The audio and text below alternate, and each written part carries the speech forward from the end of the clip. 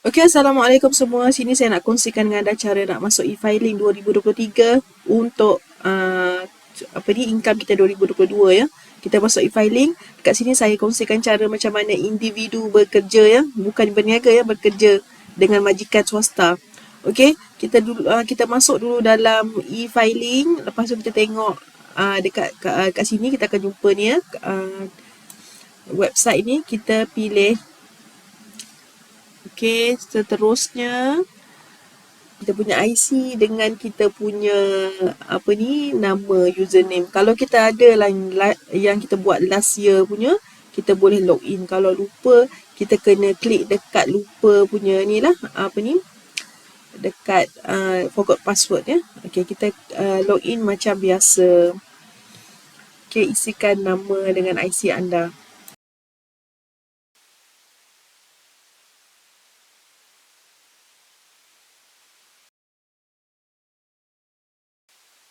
Okay, bila anda masuk dekat sini anda akan nampak ni muka depan dia akan beritahu caruman anda, caruman lah bayaran cukai anda untuk tahun-tahun sebelum ni dan tahun ni, dan berapa banyak bayaran balik yang anda dah claim tahun-tahun sebelum ni. Okey, kita boleh turun bawah, kita tengok dekat bawah tu status e-filing. Tahun lepas dah hantar, tahun ni belum hantar. Kalau 2 tahun tak hantar, dua-dua akan ada tanda seruan kan.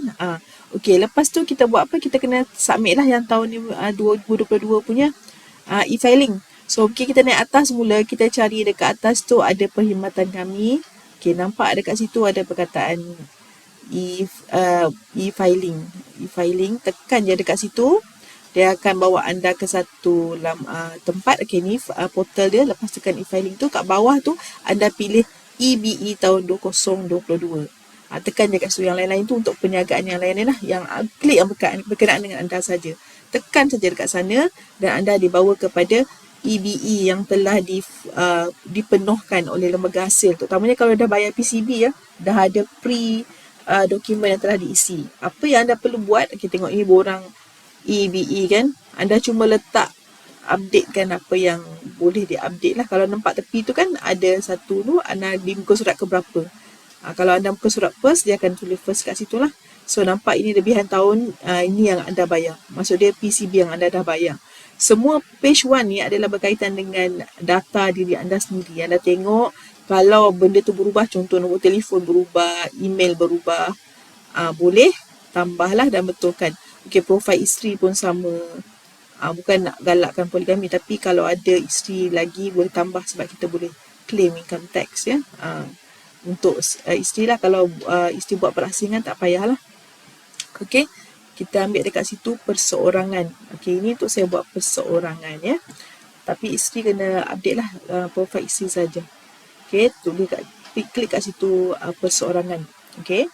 Lepas tu dekat bahagian bawah ni ada untuk diri sendiri, profil individu. Bawah tu ada profil isteri. Kat profil isteri tu kalau ada yang dah berpisah ke apa, boleh tekan delete lah. Tapi kalau tak ada, biarkan dekat sana. Walaupun kita bukan buat cukai bersama ya.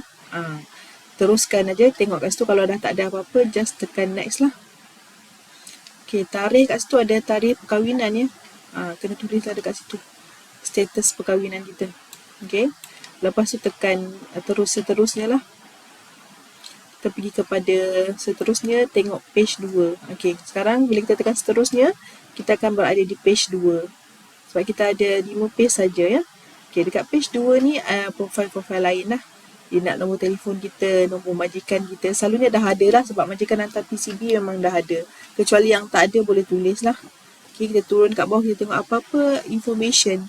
Page 1 dan page 2 ni kita kena penuhkan lah dan updatekan ya. Okey. Bila anda lengkapkan, akan tengok apa-apa yang berkaitan dengan anda saja, anda boleh tekan seterusnya. Okay? Tetapi, tengok macam ni, aset-aset semua anda tekan seterusnya. Tetapi jika anda dah tekan seterusnya, anda tak boleh pergi next page. Ada satu nota merah menyatakan anda tak settle a few document macam ni kan. Tak settle. Yang merah-merah ni, maksudnya benda tu anda kena declare lah. Jadi anda pergi semula kepada status ada tak mempunyai akaun di luar di luar Malaysia. Lepas tu ada tak teks anda ditanggung oleh majikan. Ataupun ada benda-benda yang dalam kotak yang tu, yang ditanda pangkah tu, maksud dia anda tak lengkapkan. Benda tu anda kena isikan semua tu, baru anda punya page 2 ni boleh move kepada page 3. Kalau anda tak pasti, tekan tidak sahaja, sebab kalau ada nanti kena ada dia punya dia punya sebab lah. Cuba tengok dekat situ, kalau masih ada kena clearkan dulu apa yang dia tanya ni, dan baru boleh pergi next page ya.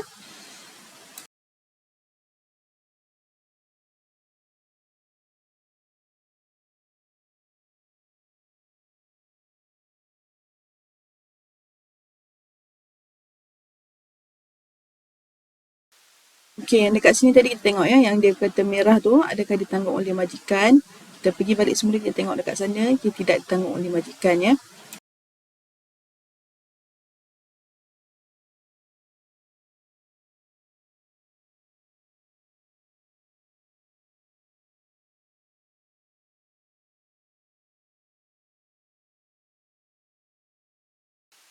Okey, kalau dah settle semua, kita tekan seterusnya. Patutnya dah tak ada lagi box warna pink tu. Kalau ada, maksudnya belum settle.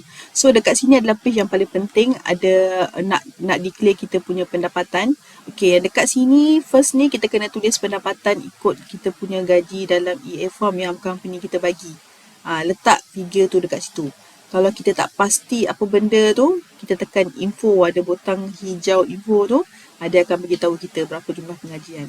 Yang kedua tu nampak, itu ada sebenarnya jumlah majikan, sebab ada orang dia bekerja untuk 2 majikan atau 3 majikan. Itu jumlah majikan ya. Lepas tu turun kat bawah tu, tengok dekat sana apa lagi yang anda boleh isi. Lepas tu anda akan tengok dekat situ jumlah pendapatan anda. Lepas tu ada tak anda dapat apa-apa income lain daripada luar negara. Kalau ada, isikan dekat situ. Kalau tak ada, biarkan dia kosong. Lepas tu terus ke bawah lagi, anda tengok apa-apa tak ada, tak apa-apa derma yang anda buat yang diluluskan. Maksudnya pusat yang ada derma tu dia ada resit tolak cukai. Income tax punya resit. Ada organisasi yang ada tu anda boleh letak. Bawah ni tengok PCB. Selalunya PCB ni, potongan cukai berjadual ni, LHDN dah alert, sebab bila majikan hantar, dia orang dah tahu dan dia dah ada dekat situ. Semua boleh check sajalah. Okey, yang lain-lain tu tak ada kaitan, biarkan kosong. Okey, nampak kat situ, kalau ada income-income sebelum ni yang belum dilaporkan, boleh letak dekat sini. Kalau tak ada, tekan seterusnya saja. So, kita tekan seterusnya, kita sepatutnya akan pergi dah page yang seterusnya. Okey. Page 4 ni, page untuk pelepasan. Pelepasan ni yang selalunya orang tengok banyak lah. Kalau ada pelepasan individu, ada tak kita tanggung perubatan ibu bapa, ada amount yang dihadkan dekat situ. Kalau tak tahu apa benda tu, boleh tekan butang hijau, dia akan beritahu detail apa yang dibenarkan untuk kita letak dalam pelepasan. Dekat sini akan ada banyak lah yang anda tidak tahu, anda biarkan kosong. Kadang-kadang dia tak berkenaan dengan anda. Dan kalau anda ada apa yang dia kata kat sini, anda boleh letak. Dia ada tuntutan tu, dia ada terhad kan. Okey, tapi selalunya kita ada kat bawah ni yang kita tengok ya. Okey, perbelanjaan dekat sini yang kita boleh tengok. Okey, kita tengok kat sini. Perbelanjaan untuk diri sendiri. Nampak kat info ni dia tulis apa yang anda boleh claim. Kalau anda beli apa yang menyebabkan anda boleh claim. So, kita check dekat sini secara detail. Kalau ada, kita boleh letak dekat ruangan claim tu. Okey, untuk diri sendiri, kalau kita beli komputer. Lepas tu dekat sini kalau kita ada bayar anak dekat apa tu, Taska, pastikan ada resip ya. Baru anda boleh letak. Juga bilangan anak berapa orang. Kita boleh letak separuh-separuh lah. Kadang-kadang ibu bapa dia ada satu anak. Separuh bagi suami, separuh bagi isteri. Okey, dekat sini terus kita nampak. Dan insurans nyawa ni boleh minta daripada anda punya ejen insurans ya. Okey, kita akan dapat dekat situ. Kita nampak so ada juga pelaburan KBSP, boleh ambil lah dalam kita punya EPF statement, the EA form tu.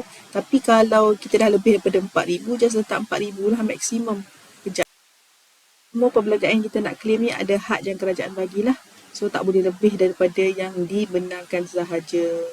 Okey, termasuklah insurans nyawa, insurans ada annuity tertangguh, itu semua kalau tak faham boleh tanya ejen insurans anda. Pastikan anda claim dekat sini. So kalau anda punya EPF dah lebih daripada 4,000, tulis 4,000 je lah, tak boleh lah claim 5,000. Okey, kita turun bawah lagi, kita tengok dekat sana ada banyak lagi pelepasan-pelepasan lain yang kita boleh tengok. Jika berkenaan dengan kita boleh letak satu-satu. jumlah yang kita letak dekat sini akan mengurangkan bayaran cukai kita kepada kerajaan.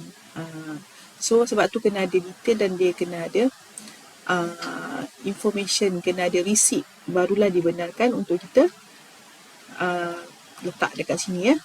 Okey, kita teruskan lagi.